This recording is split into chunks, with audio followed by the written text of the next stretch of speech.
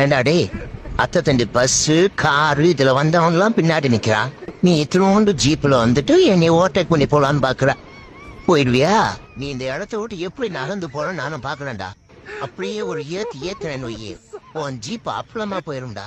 டேய், நல்லா தெரிஞ்சுக்க, நீ என்னை ஏத்தினாலும் நான் உன்னை ஏத்தினாலும் சேதாரண்ணமா உனக்கு தான்டா.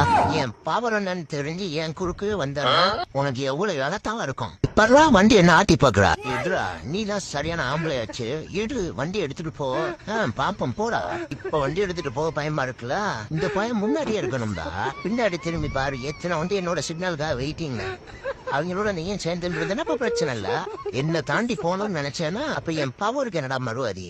சரிடா, எல்லாத்தையும் முந்தி சீக்கிரமா போகணும்னு வந்துட்டேன். வந்தவன் ஒரு தாறு வாழைப்பழத்தோட அதுக்கலாமாடா? ஒரு தாறு கூட வேணாம்டா. ஒரு சீப்பு பழமா வச்சிருக்கியா? இப்படி ஒண்ணுமே கொண்டு வராம ஹார்ன் அடிச்சுட்டு ஹாயா வந்துகிட்டு இருப்ப. உனக்கு நான் ஹாய் ஹலோ சொல்லி வழியனுப்பி வைக்கணும்.